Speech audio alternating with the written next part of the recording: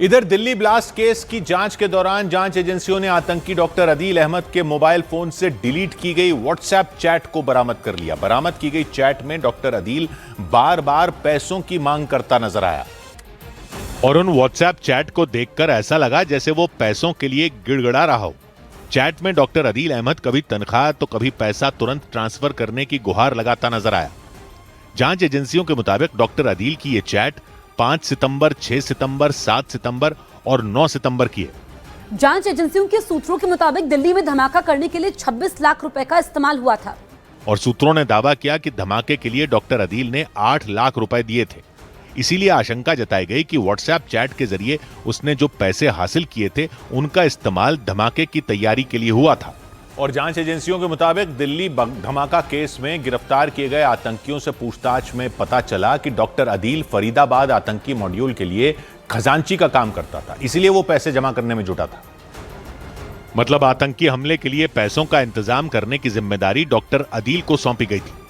ये वही डॉक्टर अदील है जिसे दिल्ली में हुए धमाके से कुछ रोज पहले उत्तर प्रदेश के सहारनपुर से गिरफ्तार किया गया था। डॉक्टर अदील जम्मू कश्मीर के अनंतनाग का रहने वाला है। जांच के दौरान अनंतनाग के सरकारी अस्पताल में मौजूद उसके लॉकर से AK-47 राइफल भी मिली थी। उसकी गिरफ्तारी के बाद ही पुलिस ने फरीदाबाद के अल फलाह यूनिवर्सिटी में डॉक्टर के आतंकी मॉड्यूल का पर्दाफाश किया था। और फिर डॉक्टर अदील से पूछताछ के बाद पुलिस ने अल फलाह यूनिवर्सिटी से डॉक्टर मुजम्मिल और डॉक्टर शाहीन को गिरफ्तार कर लिया था। और इसीलिए जांच एजेंसियों ने दावा किया कि फरीदाबाद आतंकी मॉड्यूल में डॉक्टर अदील अहमद बेहद अहम कड़ी था। दावा किया गया कि सिर्फ दिल्ली ही नहीं बल्कि दूसरे शहरों में भी आतंकी हमले के लिए डॉक्टर अदील फंड जमा करने का काम कर रहा था। और जांच एजेंसियों के सूत्रों ने दावा किया कि इसी वजह से वो पैसों का इंतजाम करने में जुटा था। जांच एजेंसियों ने डॉक्टर अदील अहमद की जो चैट बरामद की उसमें एक चैट 5 सितंबर की है। उसमें वो लगातार पैसों की मांग करता नजर आया। इसी तरह 6 सितंबर, 7 सितंबर और 9 सितंबर को भी वो व्हाट्सएप चैट पर पैसों के लिए गिड़गिड़ाता रहा। हालांकि जांच एजेंसियां ये पता लगाने में जुट गई कि डॉक्टर अदील को पैसे किसने दिए थे और क्या डॉक्टर अदील ने उन पैसों का इस्तेमाल 10 नवंबर को दिल्ली में हुए आत्मघाती धमाके के लिए किया था।